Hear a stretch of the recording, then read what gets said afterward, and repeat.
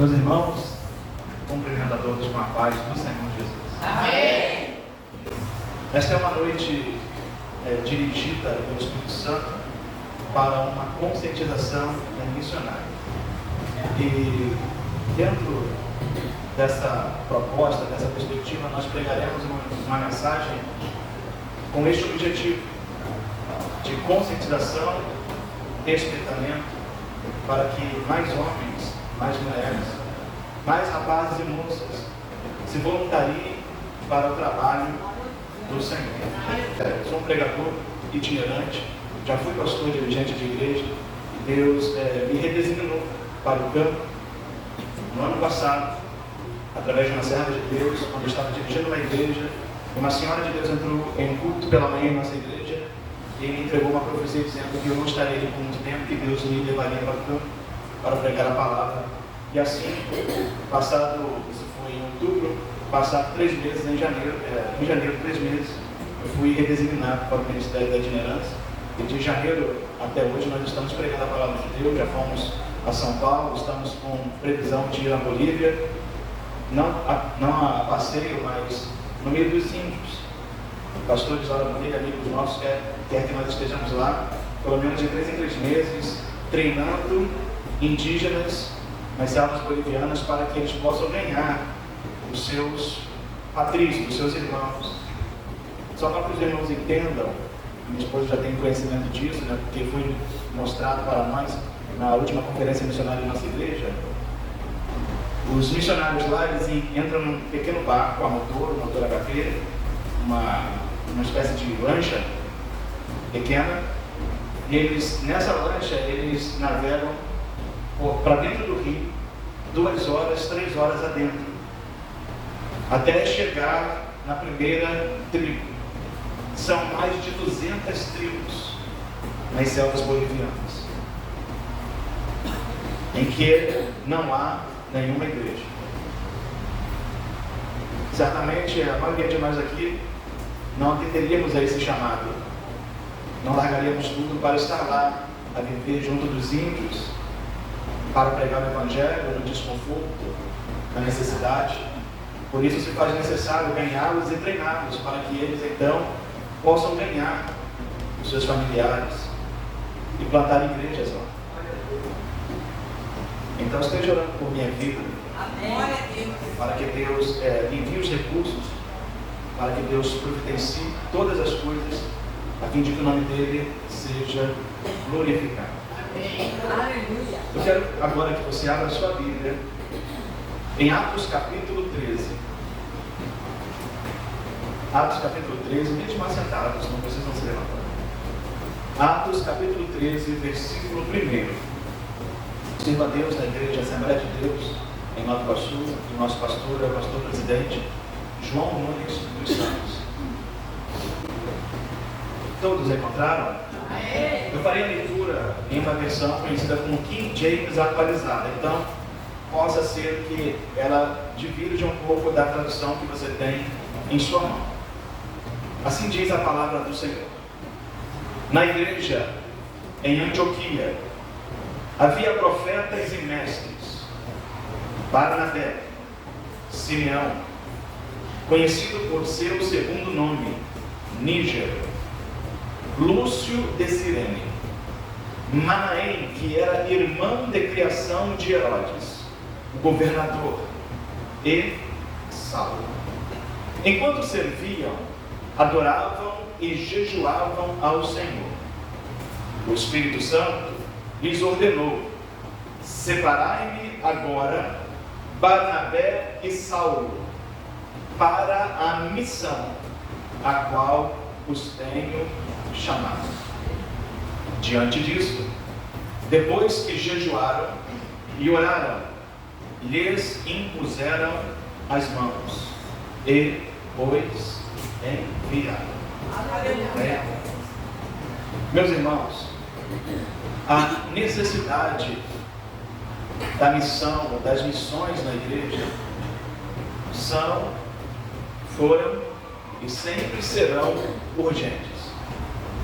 Nós, nesses últimos dias, temos definido aquilo que os missiólogos chamam de janela 1040, que é uma topografia imaginária a partir da linha do Mediterrâneo, que compreende hoje 62 nações, que se estende do norte da África até a Ásia do Pacífico. Nesta região estão os países mais populosos da Terra, como Índia e China. Índia e China somam em suas populações mais de 2 bilhões de habitantes. Estima-se que nesta janela vivam ali cerca de 3 bilhões de pessoas, ou seja, quase a metade da humanidade, uma vez que estima-se que hoje a humanidade orbita em 8 bilhões de pessoas, aproximadamente.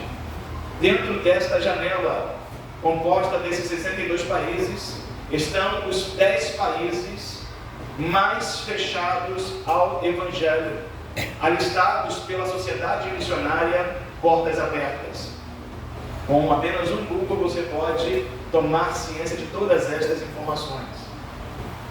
O país mais fechado ao Evangelho, se não me engano, é a Coreia do Norte, seguido de China e países árabes, muçulmanos, como o Irã, por exemplo, como a Arábia Saudita, que lhe é proibido portar uma Bíblia.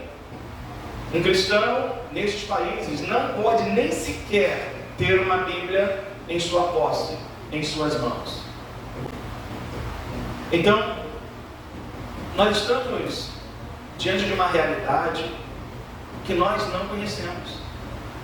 E o ditado diz que aquilo que os olhos não veem, o coração não sente. Você não pode se condoer daquilo que de fato você não sabe, daquilo que você não vê. Homens e mulheres só se tornam muito compassivos com pessoas em estado terminal, por exemplo, quando visitam hospitais como o INCRA, e ali vem pessoas de todas as idades, fatalmente destinadas à morte por causa das suas enfermidades. E aí isso vai mexer com algumas pessoas. Missões também é assim. Nós, muitas vezes, nem oramos por missões, nem sequer nos importamos com os missionários, porque nós não estamos vendo e pouco ouvindo. As nossas igrejas estão preocupadas em muitas outras atividades,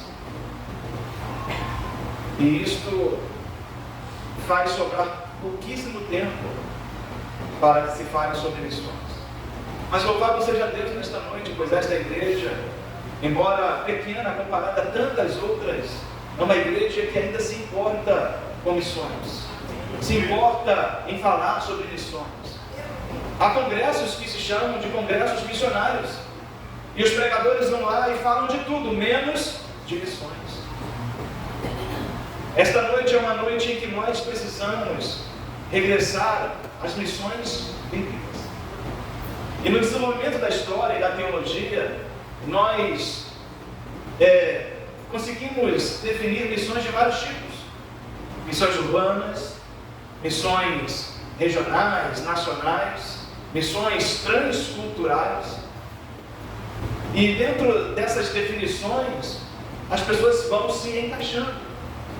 Então quem está aqui esta noite a pregar é alguém que está acostumado a fazer missões dentro do seu próprio país, a pregar o Evangelho desde os 16 anos de idade. E talvez alguns aqui nunca tenham tido essa experiência, mas você pode, a partir de hoje, acender esta chama no seu coração e sentir este peso, sentir esta carga que é a necessidade de compartilhar o amor de Deus em Cristo Jesus com todas as pessoas. Atos dos Apóstolos ou Atos do Espírito Santo é um livro missionário, do início ao fim. A promessa que Jesus fez à igreja, aos seus primeiros discípulos, dizendo-lhes: ficai na cidade de Jerusalém, até que do alto sejais revestidos de poder. Então, depois que isto acontecer, quando o Espírito Santo vier sobre vós, e vocês forem revestidos de poder, então vocês serão minhas testemunhas. Aleluia. E vocês sairão a pregar o Evangelho em Jerusalém, Judéia, Samaria e até os confins da terra. Olha.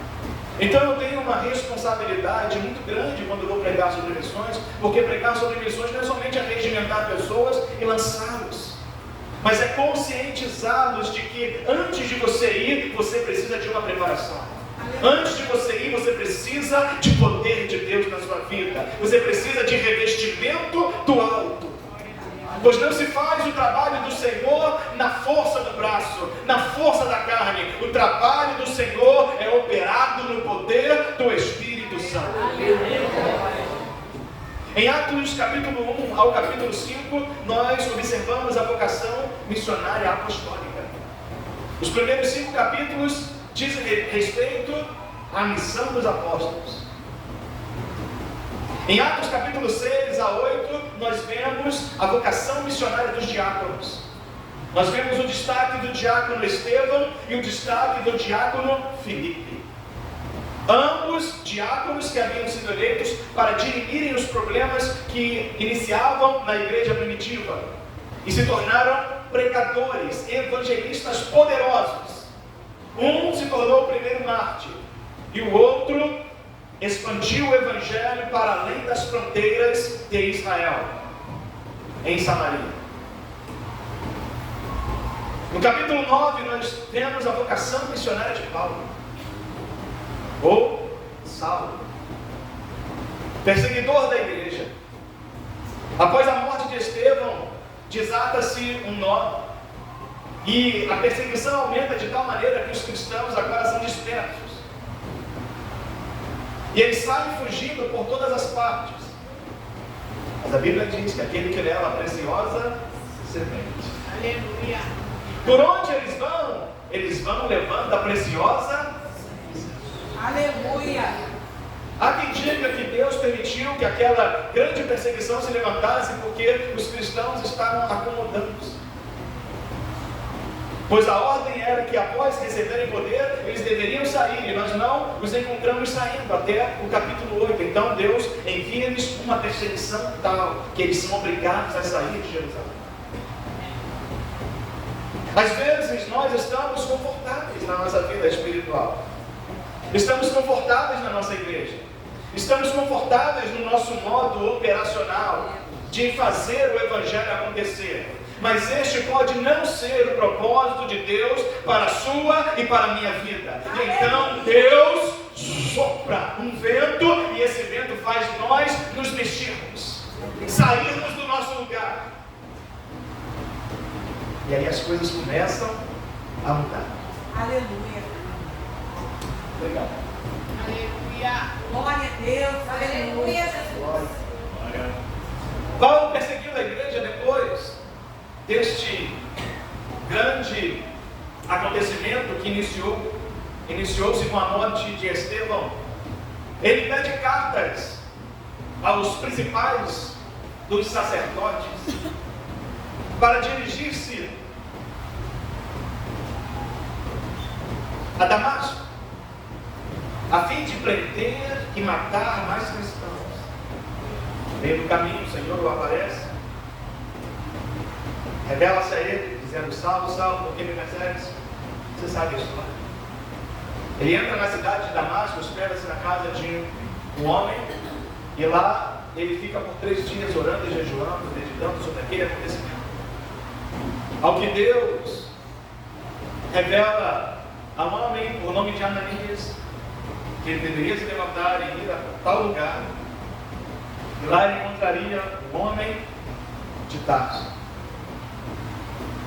que deveria orar por ele para que ele recobrasse a visão, para que ele fosse cheio do Espírito Santo. Aleluia. Ananias, na oração, discute com o Senhor, mas a fama de Saulo já era grande.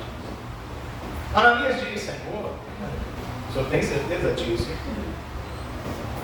Eu ouvi que este homem aí é perigoso, ele mata. Ele prende e ele tem autoridade para isso.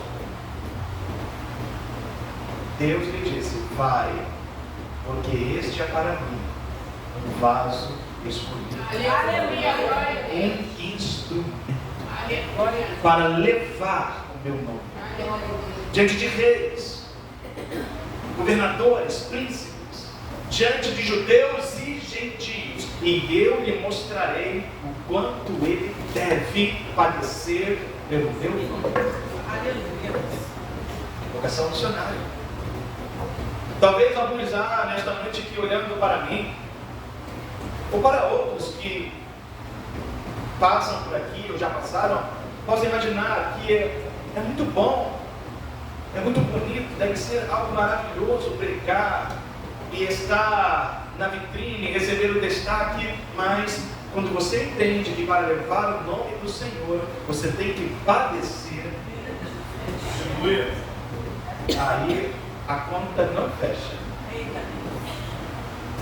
Estar aqui, pregar e levar a mensagem aqui, ou em qualquer outro lugar, ou na selva boliviana, importa-nos em pagar um preço que nós desconhecemos, mas o Senhor conhece. Paulo não sabia o preço que ele haveria de pagar, mas Deus sabe. Ananias vai ter com Paulo e discorre toda esta fala que eu vos apresentei. Orando por Paulo, as escamas dos seus olhos caem. Ele ora por Paulo. Paulo é cheio do Espírito Santo e é batizado. Na mesma semana, o Saulo perseguidor torna-se Paulo perseguido. Na mesma semana, ele já começa a dar testemunho com grande ousadia de que Jesus era o Messias. De maneira que aqueles judeus que habitavam em Damasco queriam matá-lo. E os irmãos, agora que o haviam acolhido, o fazem fugir descendo por um cesto por cima da muralha. O homem que chegou, destemido, ousado, empoderado, em uma montaria, agora está fugindo, disfarçando-se talvez de pães em um cesto. Nós temos no capítulo 10 e 11 a vocação missionária de Pedro. Pedro está orando e ele recebe uma visão do céu, vendo descer do céu um lençol esticado, amarrado pelas 4 pontas. Sobre aquele lençol um vaso contendo toda espécie, todas as formas de animais exóticos e impuros, segundo a lei de Moisés. Deus ouve a voz do Senhor dizendo: mata e come. E ele diz: Senhor, nunca pus em meus lábios qualquer coisa impura. Óbvio que eu não farei isso. 3 vezes isso se repete. O Senhor diz: mata e come. E na última vez o Senhor diz: não tornes impuro aquilo que eu purifiquei, aquilo que eu santifiquei. Esta visão diria a respeito à salvação, a conversão dos gentios. Cristo morreu para salvar os gentios, dos quais nós fazemos parte. Não somos judeus por nascimento. Não recebemos aqui a aliança feita com Abraão da circuncisão. Somos gentios na carne. Éramos por natureza inimigos de Deus, sem pacto, sem aliança, sem promessa. Paulo faz uma comparação entre nós e Israel, dizendo que nós éramos uma oliveira brava, um zancos cheio, mas fomos enxertados. Aleluia! A Bíblia diz que pela mesma ocasião Deus se revela a um gentio chamado Cornélio. Este homem tem uma visão, um sonho. Ele deve mandar homens até onde Pedro está. Deve levar Pedro à sua casa para que Pedro lhe pregue o evangelho, para que ele seja salvo. Pedro recebe também a revelação. E chegando lá, os mensageiros de Cornélio perguntam por Pedro, o encontram, e Pedro, com mais uma comitiva de irmãos, se dirige à casa de Cornélio. Lá chegando, Cornélio está com tudo pronto. toda a sua família e empregados. Pedro é bem recebido, então abre a sua boca para pregar. E a Bíblia diz que enquanto ele pregava, caiu o Espírito Santo. E todos foram cheios e começaram a falar em outras línguas. E Pedro se admirava de que o dom de Deus também se manifestasse entre os gentios. Aleluia. Vocação missionária. Necessidade de pregar o Evangelho. As pessoas não se salvarão sem a pregação do Evangelho. Paulo resumiu as missões da seguinte maneira: como ouvirão se não há quem pregue? Como pregarão se não forem enviados? Como crerão? De sorte que aquele que ouvir e crer será salvo. Mas quem tem que pregar? Há algumas pessoas que imaginam: Deus não precisa de nós. Como não? Ele comissionou a igreja dizendo: ide por todo mundo e pregai o Evangelho a toda criatura. Ele não comissionou os anjos, ele comissionou os homens. Ele comissionou a igreja. Esta responsabilidade está posta sobre os seus ombros e sobre os meus ombros. E se você não entender esta responsabilidade, você corre um grande perigo de perder-se a si mesmo. Pois o profeta Ezequiel, lá no seu livro, vai dizer a responsabilidade do atalaia. E o atalaia era aquele sentinela que ficava na torre, em cima da muralha. E ele ficava lá, vigilante, para ver quem vinha em direção à sua cidade. E se vinha marchando um exército, ele era orientado a gritar para dentro dos muros, para que as pessoas se preparassem para a guerra. E se ele não fizesse assim, e o exército inimigo chegasse, e o povo estivesse despreparado, e as pessoas morressem, Deus diz a ele: essas pessoas morrerão, mas a vida delas eu demandarei da tua mão. Meu Deus. Há muitos cristãos hoje que não sentem qualquer responsabilidade sobre os perdidos. Por isso as mensagens se tornaram vazias de Bíblia e cheias de invenções, filosofias, construções humanas. Pessoas tomam o tempo precioso da igreja, onde poderia instruir a igreja com a pregação da verdade, e contam somente bobeiras, ensinando as pessoas a quererem permanecer sobre essa terra, a construírem palácios sobre essa terra, a adquirirem e ajuntarem tesouro sobre essa terra. Quando Jesus nos diz para ajuntarmos tesouros nos céus. Aleluia. Isso nada tem a ver com se preparar, trabalhar e prosperar. Não. Isso tem a ver aonde está o seu coração. Você pode trabalhar e prosperar e empregar muitas pessoas, enriquecer. Isso não tem a ver com riqueza. Isso tem a ver com a motivação do coração. No capítulo 12 nós temos a vocação missionária do círculo de oração. A Bíblia diz que Pedro, embora preso, a igreja fazia por ele contínua oração. A oração se dava na casa da mãe de um rapaz chamado João Marcos. Pedro estava preso, mas a igreja estava orando. Há muitos anos atrás, quando eu visitava a igreja de um respeitado pastor em Rio Couto, que gosta muito de fazer missões, eu via na antiga igreja dele as plaquinhas lá, as pinturas sobre missões, e ficou marcado na minha memória, e lá estava escrita: missões se faz com pés que vão, mãos que dão e joelhos que se falam. Aleluia. Missões se faz também orando. Você pode não ir, mas você pode orar por quem vai. Você pode não ir, mas você pode contribuir com quem vai. Você pode fazer parte deste engenho, desta obra maravilhosa que é a implantação do reino de Deus sobre a terra. Pois a oração nos ensina: venha o teu reino. É o reino que está vindo, não somos nós que estamos indo, é o reino que vem. E o reino vem mediante a pregação da palavra de Deus. Orando com missões. Me recordo quando eu era muito mocinho, eu fui participar de uma conferência missionária em Austin. Lá havia muitas agências missionárias e uma delas era a Junta de Missões Mundiais. E eu saí de lá com um pacote assim grande de cartãozinho com fotos de missionários para que eu pudesse orar por eles. Quantos anos eu guardei aqui?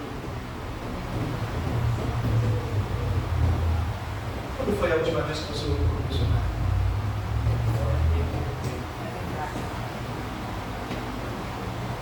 Você sabe que o missionário sofre? Basta.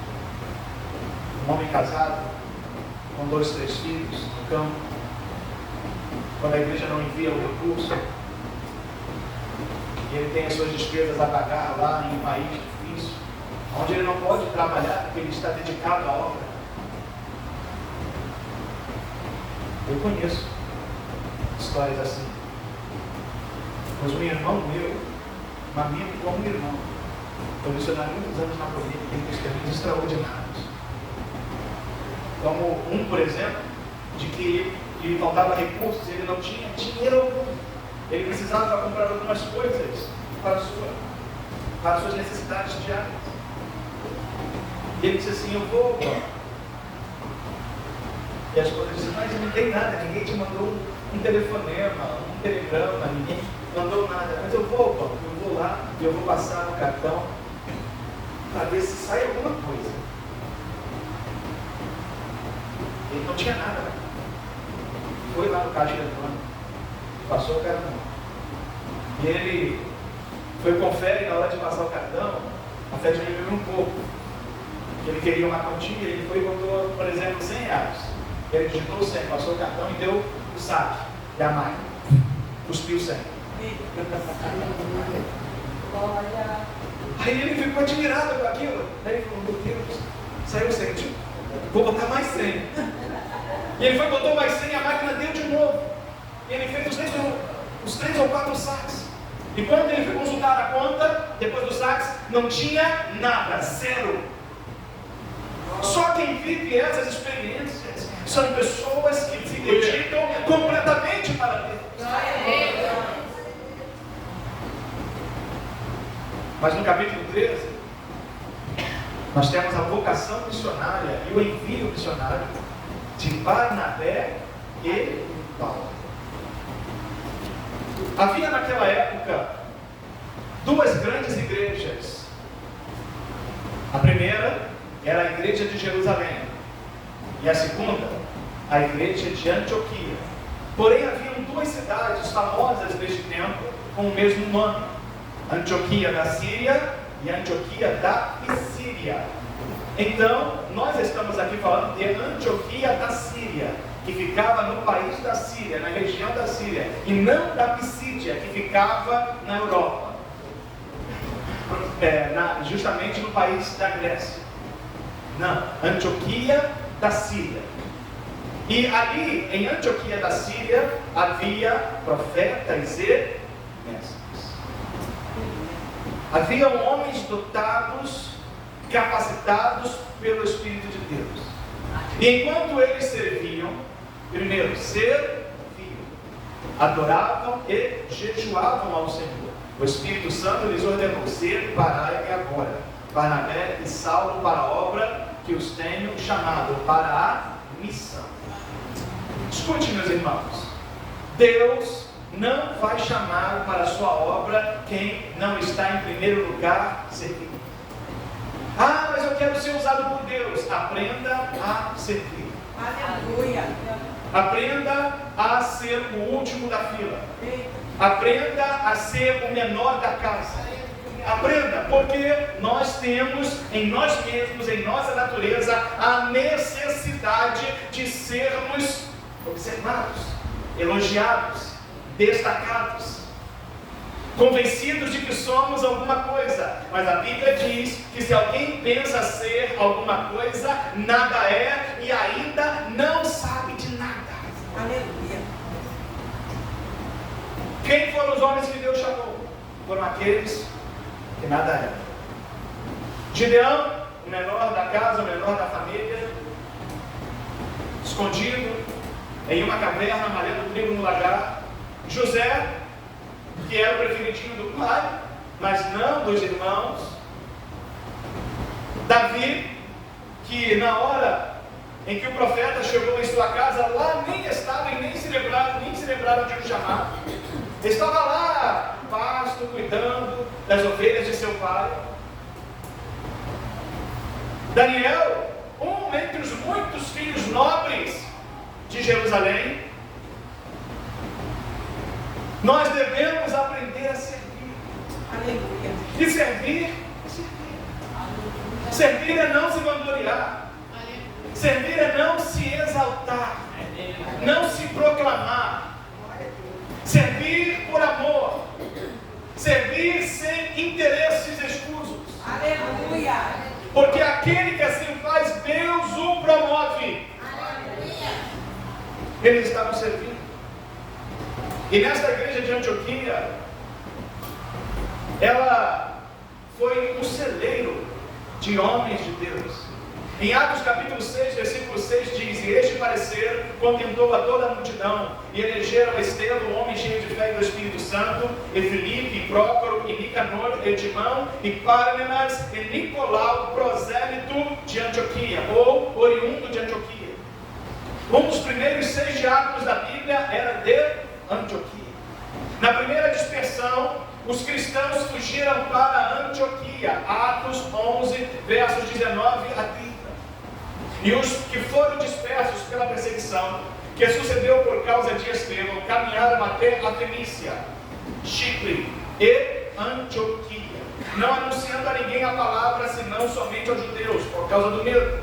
E havia entre eles alguns homens típrios e sirinenses, os quais, entrando em Antioquia, falaram aos gregos, ou seja, aos gentios, anunciando o Senhor Jesus. E a mão do Senhor era com eles, e grande número creu e se converteu ao Senhor. E chegou a fama destas coisas aos ouvidos da igreja que estava em Jerusalém. E enviaram Barnabé a Antioquia, o qual, quando chegou e viu a graça de Deus, se alegrou e exortou a todos que permanecessem no Senhor com propósito, com firmeza de coração, porque era homem de bem e cheio do Espírito Santo e de fé. E muita gente se uniu ao Senhor. E partiu Barnabé para Tarso a buscar Saulo, e achando-o, conduziu para Antioquia. E sucedeu que todo um ano se reuniram naquela igreja e ensinaram muita gente. E em Antioquia foram os discípulos pela primeira vez chamados cristãos. Não foi em Jerusalém, foi em Antioquia da Síria. A cidade que mais protagoniza, ou a igreja que mais protagoniza no livro de Atos dos Apóstolos, não é a igreja de Jerusalém, é a igreja dos gentios, é a igreja de Antioquia.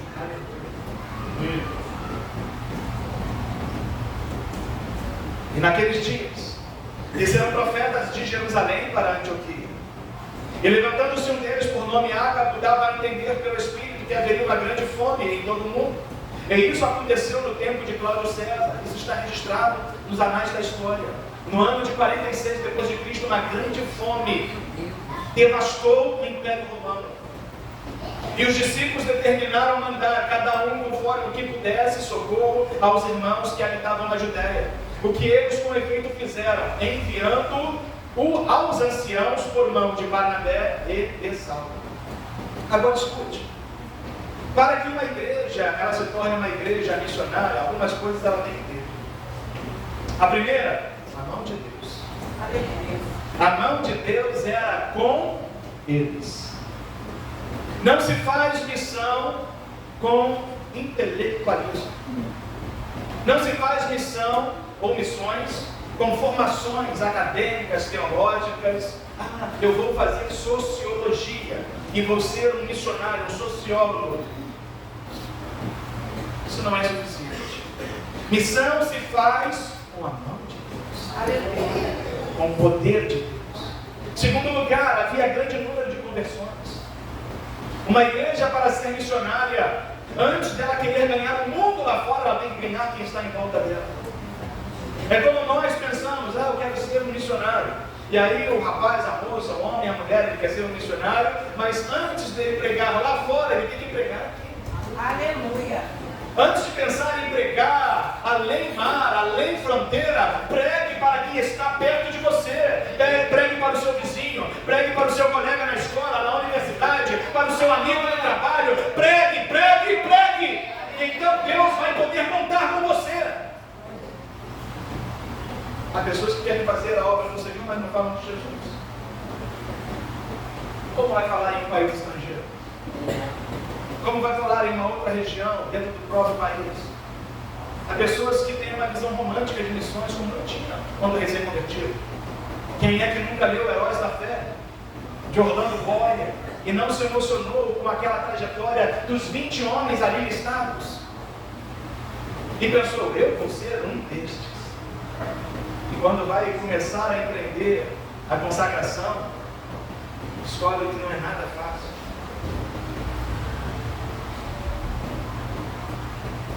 Não podemos ter uma visão romântica do trabalho que o Senhor, precisamos ter uma visão real.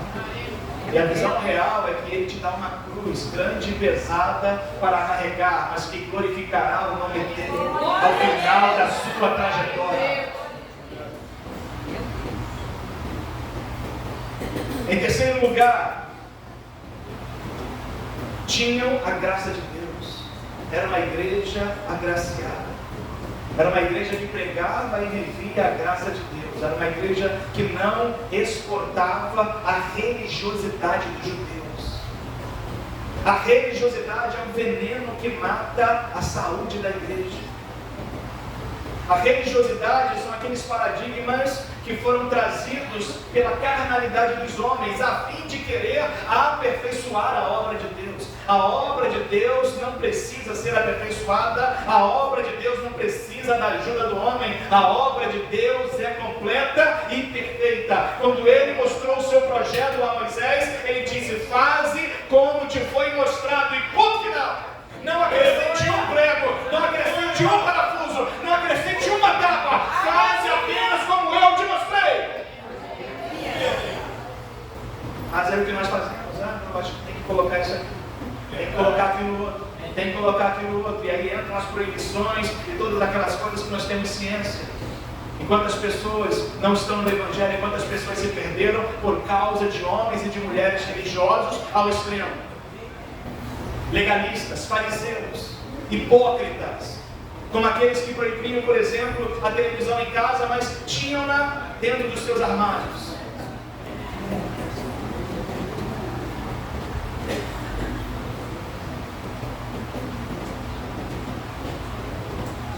Não pode beber Coca-Cola, porque a Coca-Cola é do diabo. Eu vivi isso. Eu conheci esta espécie de evangelho doido. São verdadeiros falsários, enganadores. Operam sinais, operam coisas através de manipulação, através de atividades satânicas, atividades carnais, enganam as pessoas.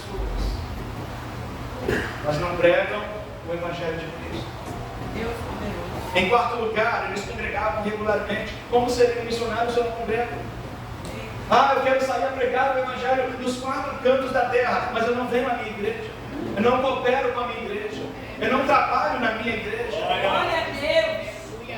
Eu trabalho na igreja do vizinho, mas não trabalho na minha. Há um problema, irmãos. Eu sou uma bênção lá no quintal do vizinho, mas no meu eu não resplandeço. Eu não brilho. Isso é missão.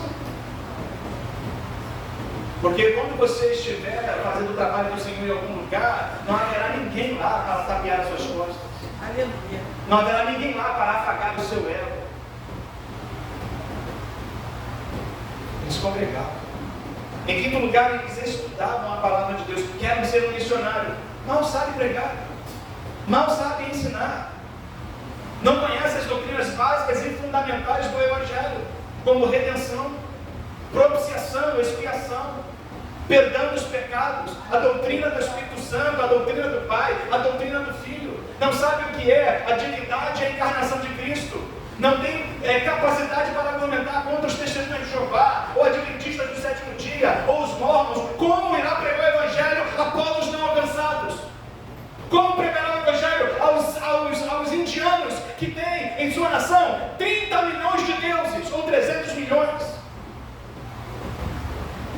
Você chega lá, como disse o doutor Josué Leão, em muitas de suas pregações, e diz: eu vim aqui para te pregar Jesus. Ele: quem é Jesus? É um novo Deus? Não, é o Criador dos céus e da terra. O indiano fala para você: pode passar, nós já temos deuses que criam os céus e a terra aqui. Nós temos 300 milhões de deuses.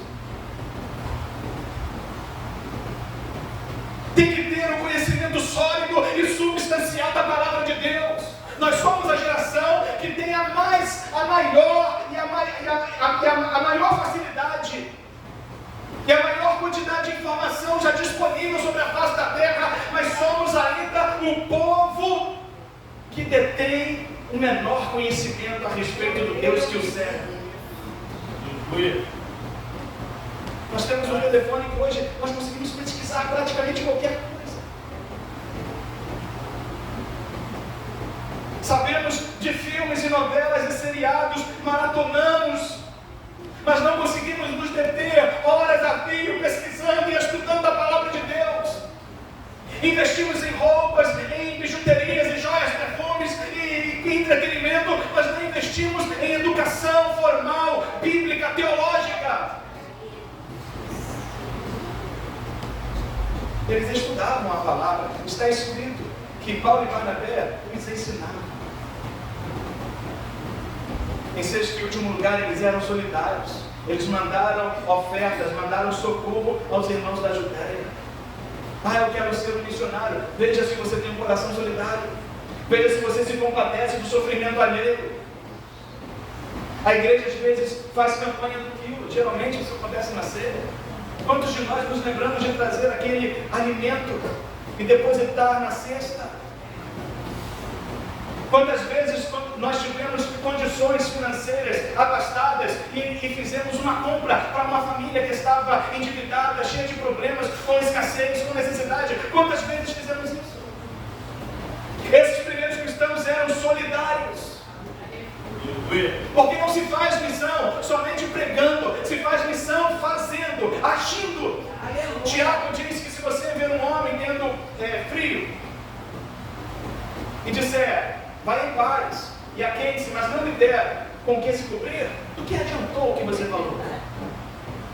Se você vê uma pessoa tendo fome e despede ela: vai em paz, olha só, você está sendo educado, gentil, cortês, ele está dizendo: vai em paz, o Senhor seja contigo, mas não lhe der o alimento para que ele possa recobrar a força, se sentir satisfeito, de que adiantará a nossa palavra?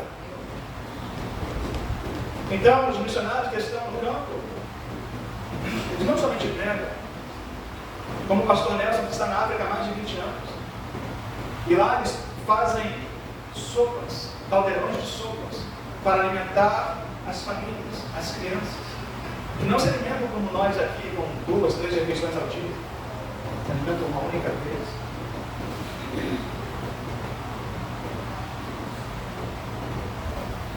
Esta é a realidade. Imagine você ver isso, você estando lá, e vivendo no Brasil, estando lá, e você, agora chegou a hora do café. Mas não tem café. Chegou a hora do pão com manteiga, mas não tem pão com manteiga. É uma refeição antiga, uma sopa rala feita com fubá e alguns legumes. Não tem carne bovina, não tem frango, não tem peixe, não tem frutas gostosas. Isso eu digo nos lugares mais precários, pois Jesus nos mandou pregar em todos os lugares, e principalmente aos pobres.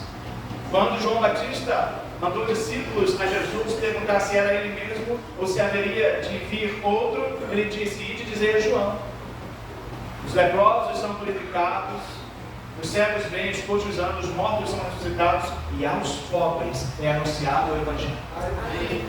Mas eu fui chamado para fazer missão entre os ricos. Ô glória! E aí a gente, quando vai então pregar no meio do dia, a gente já vai, né, com aquele sentimento, vai ter uma oferta maravilhosa.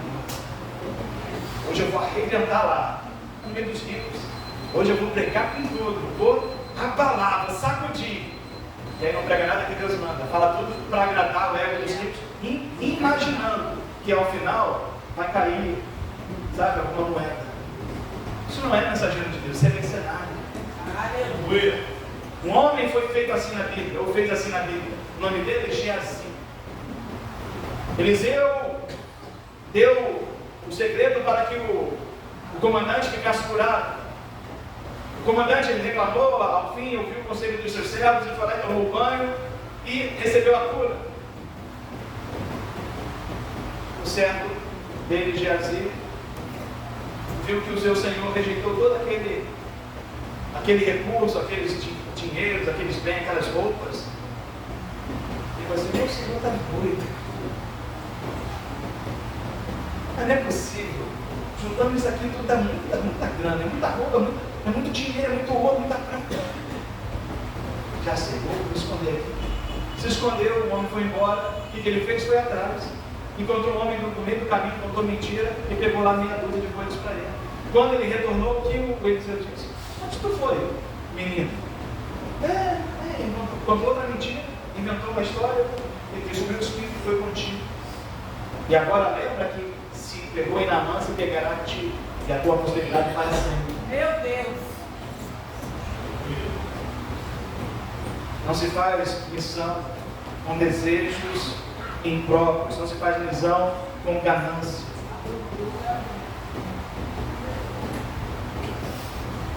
As 3 viagens do missionário apóstolo Paulo saíram de Antioquia. Antioquia era a igreja de Paulo, não Jerusalém. E embora Paulo fosse apóstolo, Paulo tinha um pastor. Porque ele passou a vida dele toda pregando fora. Quando ele voltava, a igreja lá tinha um pastor, sim ou não? Sim. Então ele sentava lá para ouvir o pastor dele. Existem pessoas que começam a trabalhar para o Senhor e começam a receber um destaque, começam a receber alguma autoridade e já se acham a azeitona da empada. Acham que não precisam ter mais ninguém, submeter-se a mais ninguém. Afinal de contas, eu já sou, eu já faço, eu já falo, eu já dirijo, eu já prego, eu já coordeno. Não, existem pessoas que Deus colocou sobre nós para nos ensinar o princípio da subordinação e da humildade. Porque quando você for ao campo de trabalho, lá haverá pessoas que chegaram antes de você, que podem saber menos do que você, podem ser menos capazes do que você, podem ser menos instruídos do que você, mas foram colocados lá primeiro pelo Senhor. Paulo era mais capaz, certamente, do que aquele pastor de Antioquia, ou não? Mais capaz do que todos os apóstolos do Senhor Jesus. Escreveu 2/3 do Novo Testamento. O homem que abriu igrejas em todo o mundo conhecido. Mas ele sentava para ouvir. Aleluia. Ele tinha uma liderança. Glória a Deus. Ele era subordinado. Ele não dizia: olha, eu sou o apóstolo Paulo, eu sou o grande aqui. Cheguei em Antioquia, passa a chave, é minha agora a igreja. Não. Ele era mais um membro, embora fosse o apóstolo. Deus. É na igreja que Deus chama. Eles estavam servindo, adorando e jejuando. E o Espírito do Senhor chamou. Deus não vai te chamar para a obra dele em outro lugar. Deus vai te chamar na igreja. Aleluia. É na igreja que Deus separa. É na igreja que Deus levanta. É na igreja que Deus unge. Aleluia.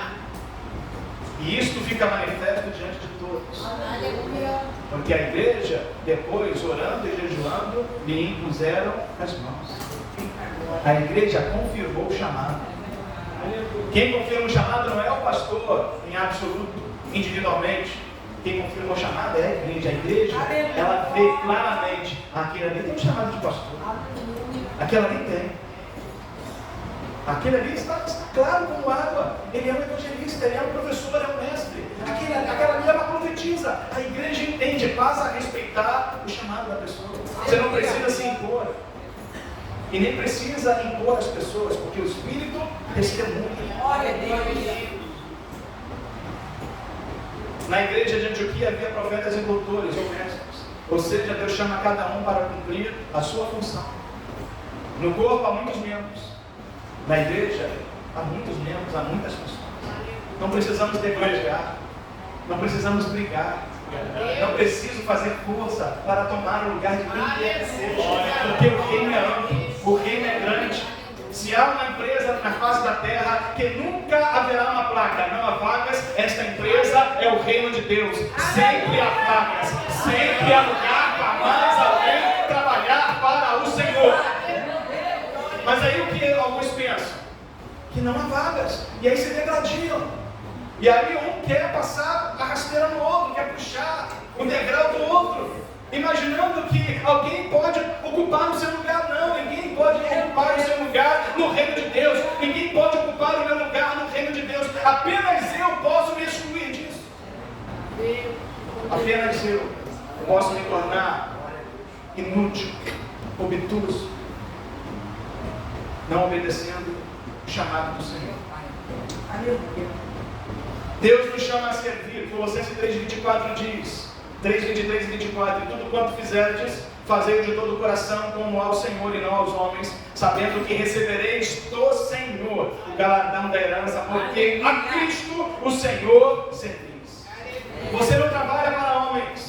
Embora nós estejamos subordinados às nossas lideranças, diretorias, enfim, não trabalhamos para os homens, trabalhamos para o Senhor. No dia em que a carreira de todos findar, nos apresentaremos diante daquele que está sentado no trono, que tem as mãos curadas, e ele recompensará a cada um de nós segundo as suas obras. Não vai ser o pastor presidente que vai me galardoar naquele dia, não será a pastora, não será qualquer missionário ou evangelista, mas será o bendito Rei Jesus. Ele nos assegurou isso dizendo: eis que cedo venho e venho sem demora para dar a cada um a sua recompensa, o seu galardão.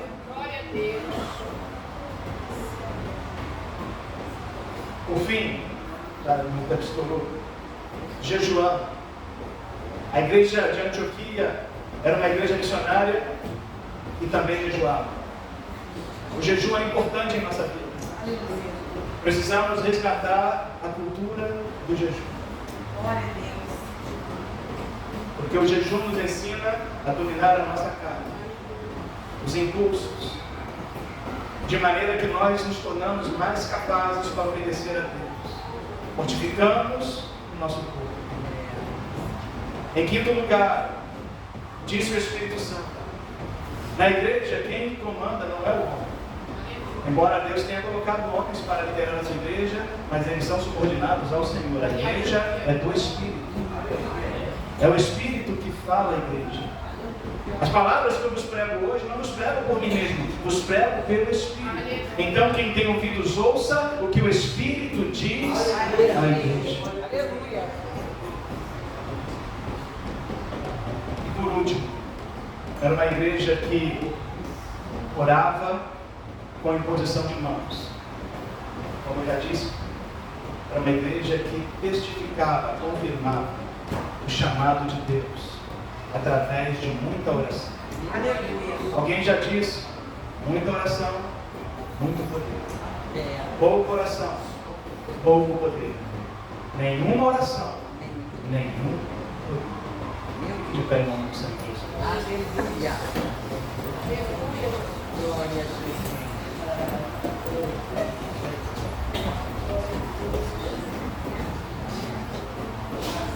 É um culto missionário, irmãos. É um culto de despertamento, de conscientização. Poderia vir aqui com muitas outras propostas, com slides, mostrar tantas coisas. Mas eu vim com aquela mensagem que o Senhor me deu. Amém. Glória a Deus. Aleluia. Eu queria, nesta noite, lhe fazer um desafio. Deus gosta de homens e mulheres ousados, corajosos. Você, rapaz, moça, homem e mulher, independente da sua idade, classe, condição. Se você quer, nesta noite, dar um passo em direção ao trabalho do Senhor, a ser aquele vaso, aquele instrumento para levar o nome do Senhor, sai do seu lugar, vem aqui à frente. Glória a Deus. Entre à frente, dedique-se ao Senhor. Renuncie a sua vida para servir a Cristo. Aleluia. O custo é alto, mas a recompensa é boa. Oh, glória. Serve o seu lugar, você é capaz disso. Você tem projeto, eu quero ser médico, eu quero ser advogado, eu quero ser doutor, eu quero ser engenheiro, eu quero ser professor. Talvez Deus queira que você seja um missionário, uma missionária. Aleluia. E nada do que você fizer vai te satisfazer tanto quanto viver para o reino de Deus.